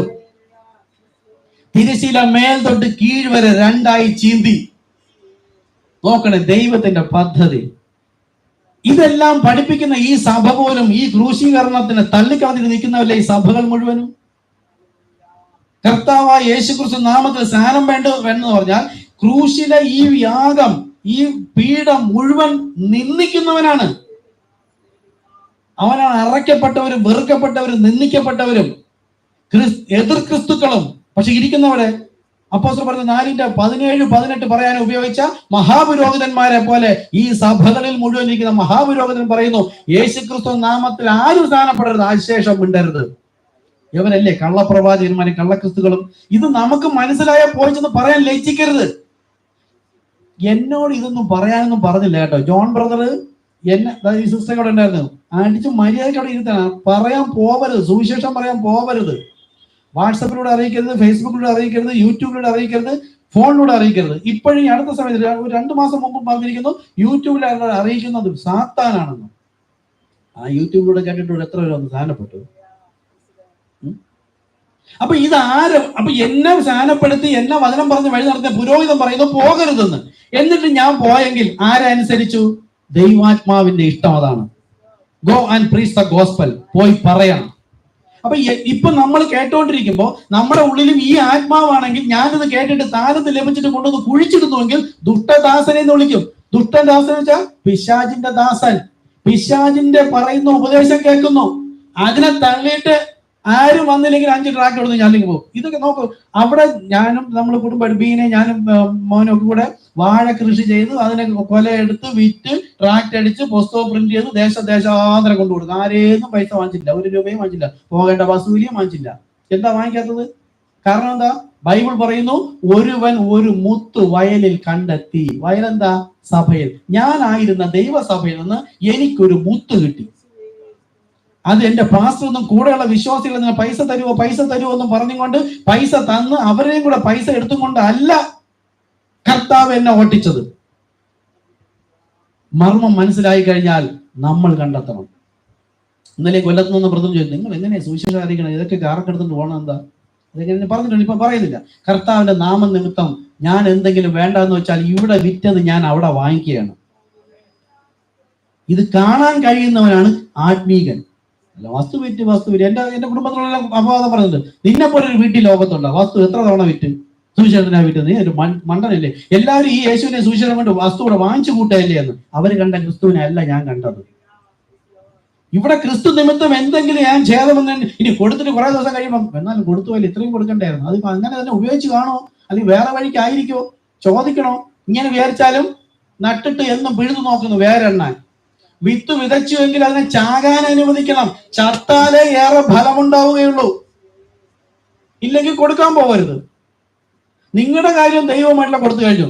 ആ പുരോഹിതൻ വാങ്ങിച്ചിട്ട് പുരോഹിതൻ എന്ത് ചെയ്യാലും പുരോഹിതൻ ദൈവമായിട്ട്. ഇനി വാസ്തവത്തിൽ ദൈവാത്മാവിനാലാണ് നയിക്കപ്പെടുന്നെങ്കിൽ അതിന്റെ കൂടെ കുറെ കൂടെ ഇട്ടിട്ട് അദ്ദേഹം സുവിശേഷത്തിന് വേണ്ടി എന്തിനെങ്കിലും ഉപയോഗിക്കും.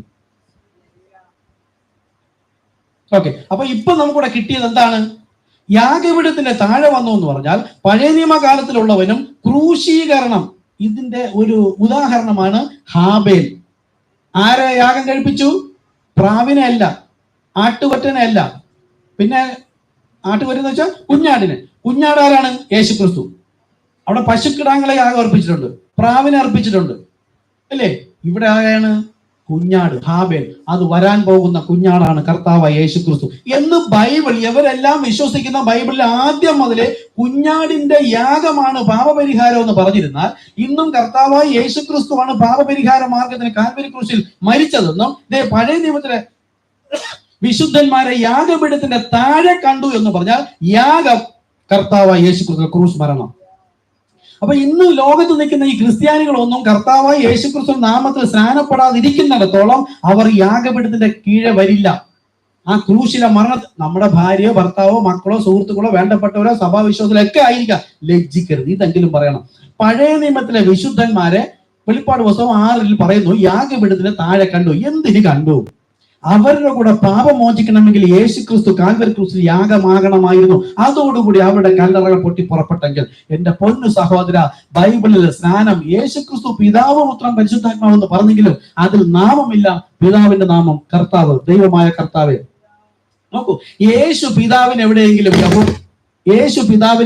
യഹോവ എന്ന് വിളിച്ചിട്ടുണ്ടോ? ഇല്ല. അപ്പൊ യേശു എന്ത് വിളിച്ചു? പിതാവെന്ന് വിളിച്ചിട്ടുണ്ട്. പക്ഷെ പിതാവിന്റെ സ്ഥാനത്ത് നിന്ന് ദൈവത്തെ എന്ത് വിളിച്ചു? കർത്താവേ ഇവരോട് ക്ഷമിക്കണമേ. നിന്റെ ദൈവമായ കർത്താവിനെ പരീക്ഷിക്കരുത്. അപ്പൊ യേശു പറഞ്ഞത് മാത്രം കേൾക്ക്. അവരെല്ലാം പറയുന്നത് യേശു പറഞ്ഞത് മതി, യേശു പറഞ്ഞത് മതി എന്നല്ലേ പറയണത്? ശരി, മതി. യേശു പറഞ്ഞിരിക്കുന്നത് പിതാവിനെ കർത്താവേ എന്ന് വിളിച്ചിരിക്കുന്നു. നിങ്ങൾ എടുക്ക്, പിതാവിന്റെ നാമം കർത്താവ്. ഇനി പുത്രന്റെ നാമം ദൈവം പറഞ്ഞിരിക്കുന്നു, കന്യക ഗർഭിണിയൊരു മകനെ പ്രസവിക്കും, യേശു എന്ന് പേരുണ്ട്. ദൈവത്തിന്റെ തന്നെ കൽപ്പനയുണ്ട്. അപ്പൊ പുത്രന്റെ നാമം യേശു. ഇനി പരിശുദ്ധാത്മാവെന്ന് വെച്ചാൽ ക്രിസ്തു. ആര് പറഞ്ഞു കൊടുത്തു? പത്രോസിനോട്, നീ ക്രിസ്തു. അതായത് 3 പേരല്ല, നീ തന്നെയാണ് കർത്താവ്, ദൈവമായ കർത്താവ്, നീ തന്നെയാണ് ക്രിസ്തു, അതായത് പരിശുദ്ധാത്മാവ്, ജഡരക്തങ്ങളല്ല സ്വർഗസ്വനായ പിതാവ് അത്രേ പറഞ്ഞത്. ഇനി ഞാൻ പോയി മടങ്ങി വന്ന് നിങ്ങളുടെ വീട്ടിൽ ഇരിക്കുമെന്ന് പറഞ്ഞാൽ പരിശുദ്ധാത്മാവായിട്ട് വന്നു. ബൈബിൾ പറയുന്നു മഹത്വത്തിന്റെ പ്രത്യാശ ക്രിസ്തു, ക്രിസ്തുവാണ് യേശു. അപ്പോൾ ഈ നാമത്തിലാണ് ക്രൂശീകരണം നടന്നത്, പാപപരിഹാരം നടന്നത്. അതുകൊണ്ട് സഹോദര, പിതാവ് പുത്രൻ പരിശുദ്ധാത്മാവ് എന്ന് പറഞ്ഞാൽ അപ്പോസ്തലർ പറഞ്ഞ 10:43 വായിച്ചു നോക്കുക.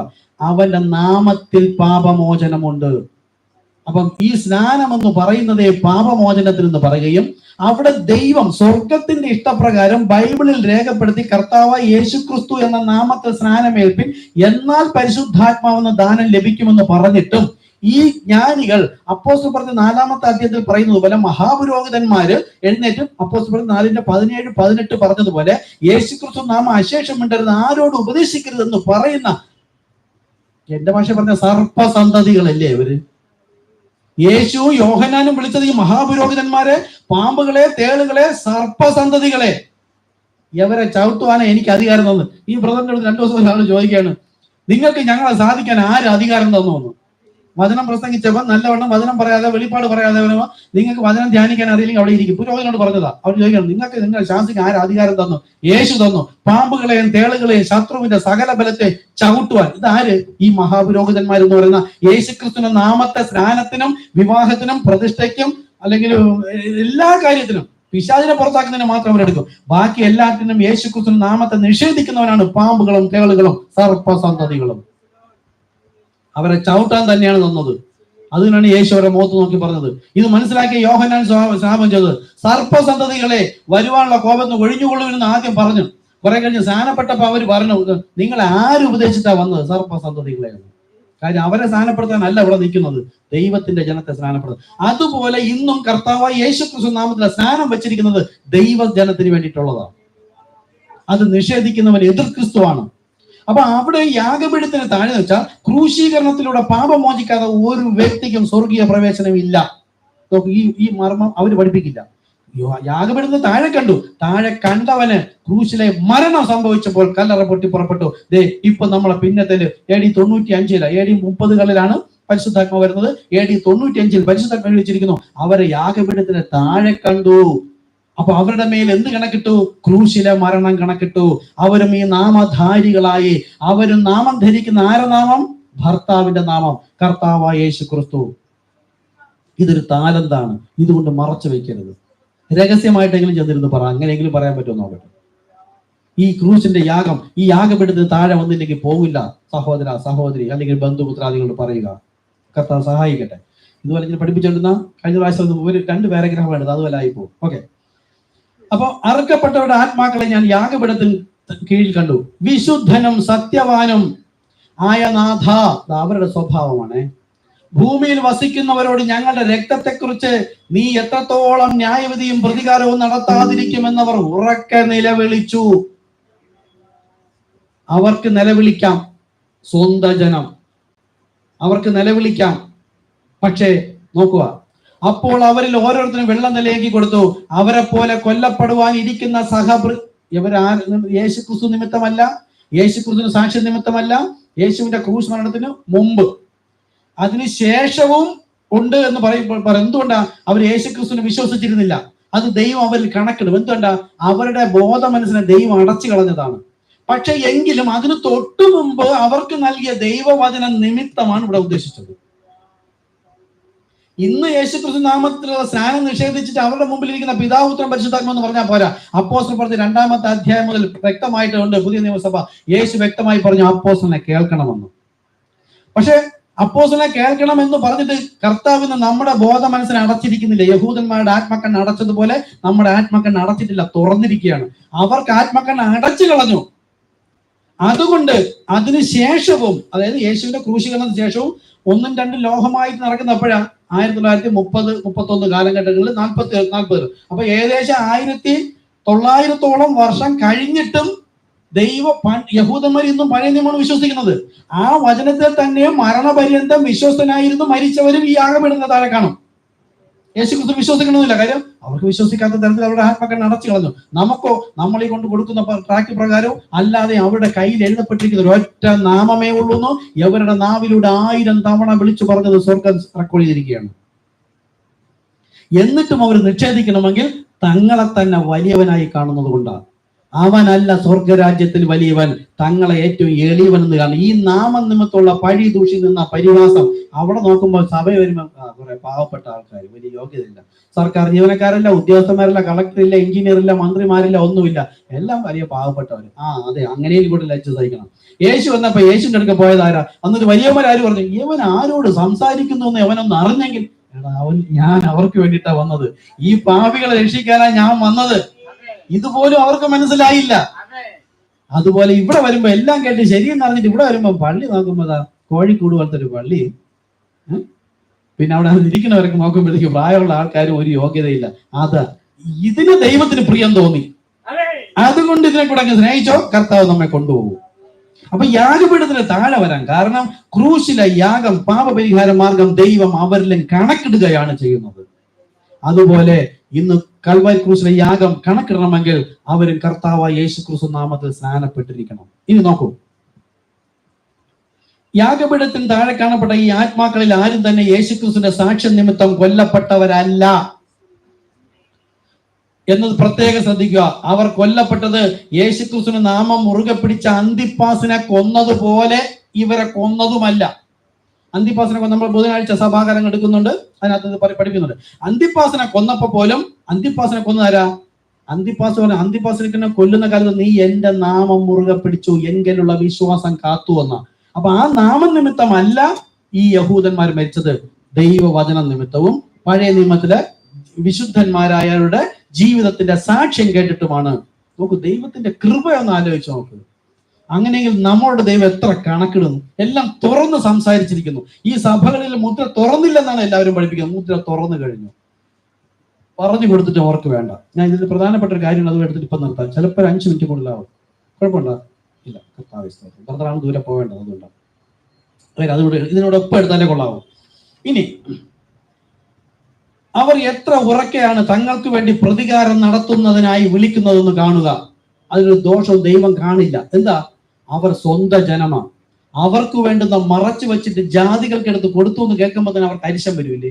യേശു തന്നെ ഒരുവനെ സൗഖ്യമാക്കി എന്ന് കേട്ടപ്പോഴത്തേക്ക് അവർക്ക് ദേഷ്യം വന്നത് എന്താ? ജാതിയിൽപ്പെട്ടവനെ സൗഖ്യമാക്കിയിട്ട് ഇവിടെ വന്ന് പറയുന്നു, മശികയാണ് നീ എങ്കിൽ സ്വർഗത്തിന് വന്നവനാണെങ്കിൽ യഹൂദന്മാർക്ക് വേണ്ടി വരേണ്ടവനാ, നീ അവർക്ക് പോയി സൗഖ്യപ്പെടുത്തി അവരുടെ കൂടെ സംസാരിച്ചിട്ട് ഇവിടെ വന്ന് സംസാരിക്കുന്നു. അതുപോലെ തന്നെ യഹൂദന്മാർ അവർ തങ്ങളാണ് ദൈവത്തിന്റെ ജനം എന്നറിയാവുന്നത് കൊണ്ട് നമ്മളെ ജാതിയിൽപ്പെട്ടവൻ കൊന്നിട്ട് നീ അവനോട് പ്രതികാരം ചോദിക്കുന്നില്ലയോ? ന്യായമായി ഉണ്ടാവില്ലേ ബ്രദർ? ഇപ്പൊ എന്റെ മോനെ എന്റെ വീട്ടിലെ ഒരു ദാസനെ ഉപദ്രവിച്ചിട്ട് ഞാൻ ദാസനെയാണ് സ്നേഹിക്കുന്നതെങ്കിൽ അവൻ എത്ര ദേഷ്യം ഉണ്ടാവും? എന്റെ പപ്പയുടെ മകനായി ഞാൻ നിന്നിട്ട് എന്റെ വീട്ടിലെ ദാസൻ എന്നെ കൊന്നിട്ട് അവനോട് പ്രതികാരം ചെയ്യുന്നില്ലയോ എന്ന് ചോദിക്കുന്നത് പോലെ അവൻ അതിന് അർഹതയുണ്ട്. പക്ഷെ എന്റെ വീട്ടിൽ നിർത്തിയിരിക്കുന്ന ഒരു ദാസനെ ഞാൻ രക്ഷിച്ച് എന്റെ വീട്ടിൽ കൊണ്ടുവന്ന് പരിപാലിച്ചിട്ടും അവൻ എന്റെ മകനോട് ക്രുദ്ധിക്കുന്നുവെങ്കിൽ അവന്റെ അവസ്ഥയൊന്നും ആലോചിച്ച് നോക്കും. അതാണ് നമ്മൾ.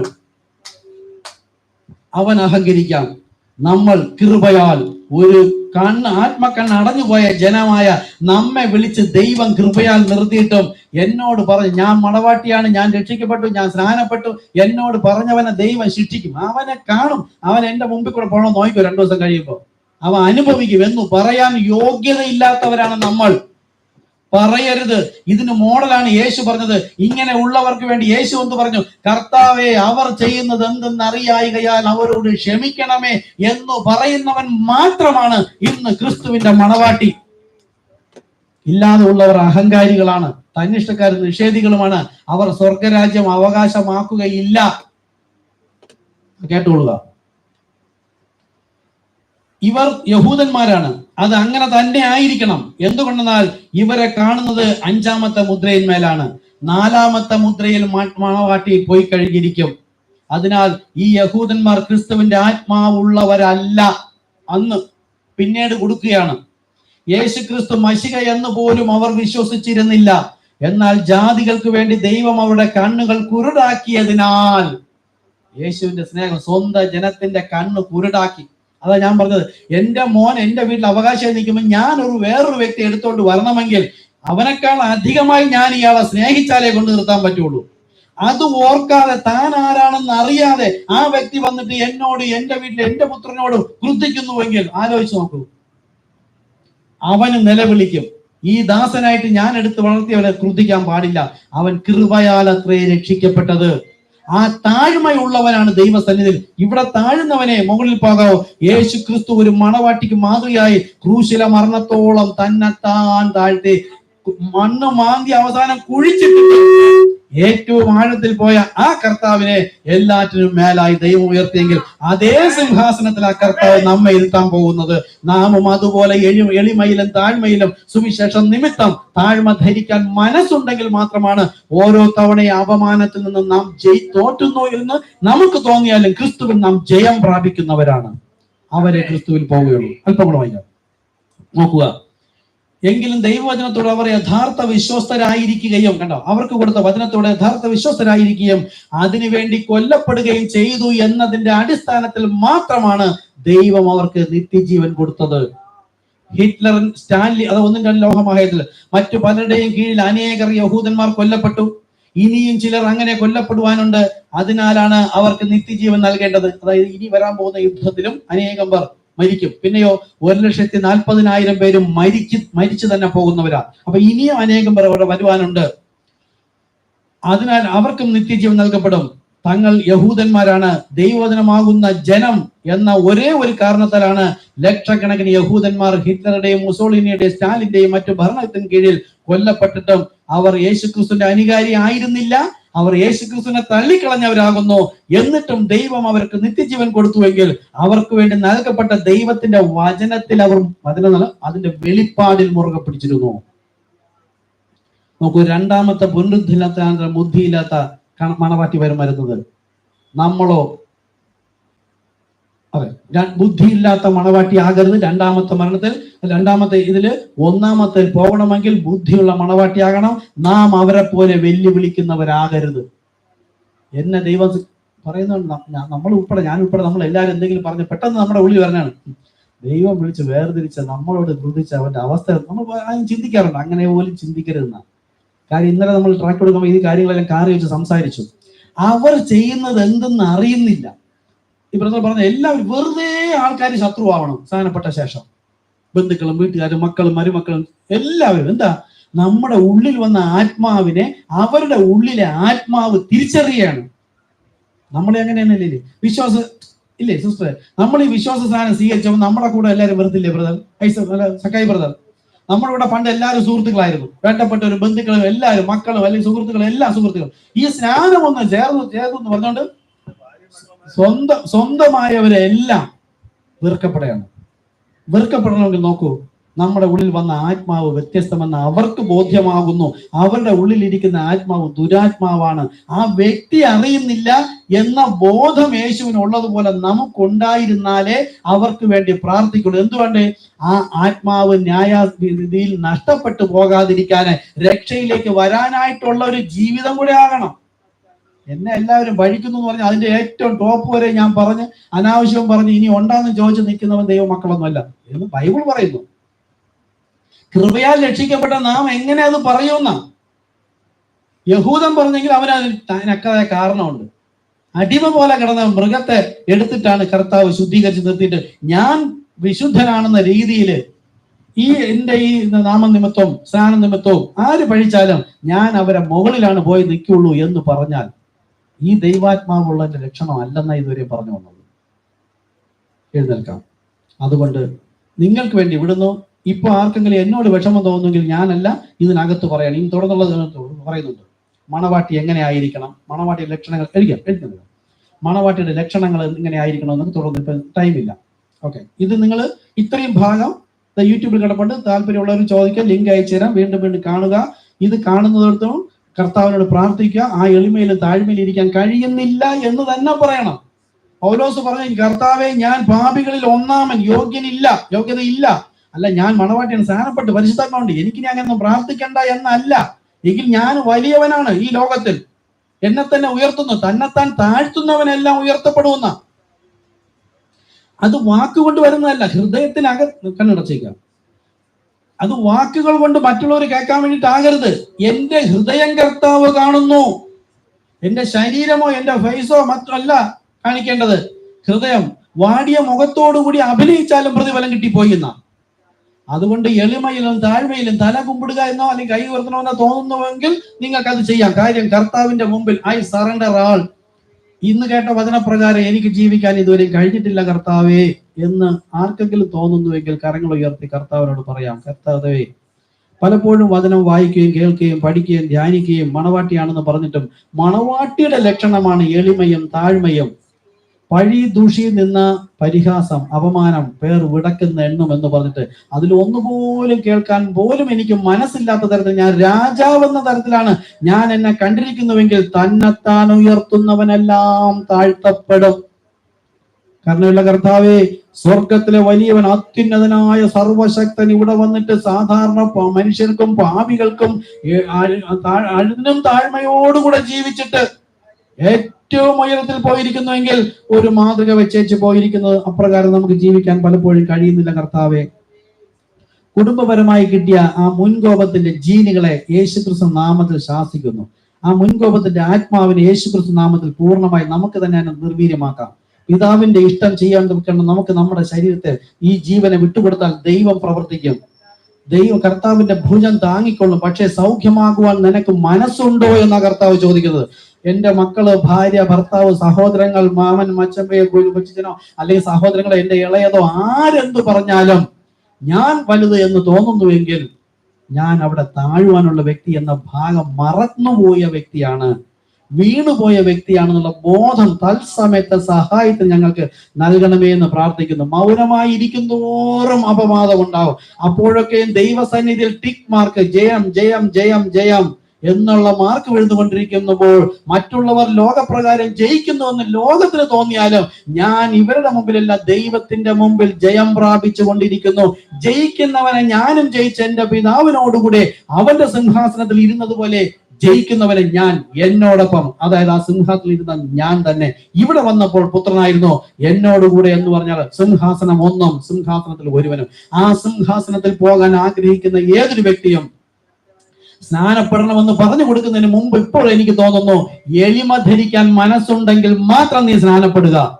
ആഗ്രഹമുണ്ടെങ്കിൽ ആ ആത്മാവ് നിന്നെ വഴി നടത്തും.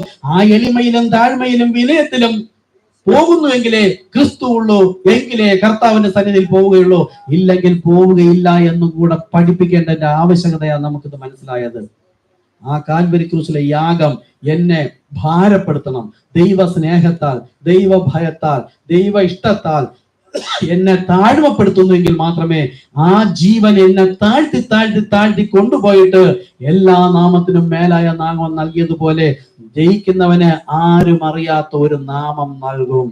കാരണമുള്ള കർത്താവെ, ആ നാമത്തിന് അധികാരിയാകുവാൻ അല്ലെങ്കിൽ ആ നാമത്തിന് അവകാശിയാകുവാൻ നാം നമ്മെ തന്നെ സമർപ്പിക്കുന്ന കരുണയുള്ള കർത്താവെ, എളിമയിലും കൃപയിലും താഴ്മയിലും നിൽപ്പാൻ അഹങ്കാരത്തിന്റെ ആത്മാവിനെ, ഞാൻ എന്ന ഭാവത്തിന്റെ ആത്മാവിനെ ലോകത്ത് കോടിക്കണക്കിന് ജനത്തോട് പറഞ്ഞിട്ട് കേൾക്കാതിരുന്നപ്പോൾ എനിക്കിത് മനസ്സിലായല്ലോ. അതുകൊണ്ട് ഞാനാണ് എന്റെ കുടുംബത്തിലെ ദൈവസന്തതി എന്നതല്ല, നമ്മുടെ മുമ്പിൽ നിൽക്കുന്നവൻ നമ്മെക്കാൾ ശ്രേഷ്ഠനാണെന്ന് എണ്ണിക്കൊണ്ട് താഴ്മയിൽ നിന്നാൽ, ക്രിസ്തു നിമിത്തം താഴുന്നുവെങ്കിൽ ക്രിസ്തു നമ്മെ ഉയർത്തും. കാരണമുള്ള കർത്താവെ, താഴ്മയിൽ നിൽപ്പാൻ നമ്മെ സഹായിക്കണമേ. ഇത് സന്ദേശപ്രകാരം നമ്മൾ അറിയിക്കണം, യാഗപീഠത്തിന് താഴെ വരാതെ ഒരു വ്യക്തിക്കും നിത്യജീവനല്ല. അതിനു മുമ്പുള്ള നീതിയുടെ വസ്ത്രം പോലെ, വിശ്വാസത്താലാണ് നീതിയുടെ വസ്ത്രം, അതുപോലെ ലഭിക്കണമെങ്കിൽ ആ നാമം കർത്താവായ യേശുക്രിസ്തു നാമത്തിൽ തന്നെ ചെയ്തിരിക്കണം. കാരണമുള്ള കർത്താവെ, നമ്മുടെ അവിടുന്ന് വിളിച്ചു വേർതിരിച്ചതിനായി നന്ദി. ഇന്ന് ജീവന്റെ മന്ന വിളമ്പി തന്നതിനായി നന്ദി. ഇതുകൊണ്ട് കുഴിച്ചിടുന്നുവെങ്കിൽ ദുഷ്ടദാസനെ എന്ന് വിളിക്കും. ഇത് വിനിമയം ചെയ്ത് വ്യാപാരം ചെയ്ത് വർദ്ധിപ്പിക്കാൻ ദൈവനാമം മഹത്വനായിരിക്കാൻ നമ്മെ സഹായിക്കണമെന്ന് പ്രാർത്ഥിക്കുന്നു.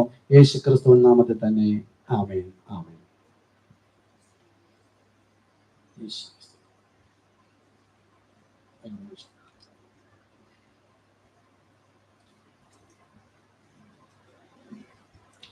ആശീർവാദം പറഞ്ഞിട്ട് കാണിക്കുന്ന ലൈവിലെ ആൾക്കാരുണ്ട്, ആശീർവാദം കൂടെ പറയാം.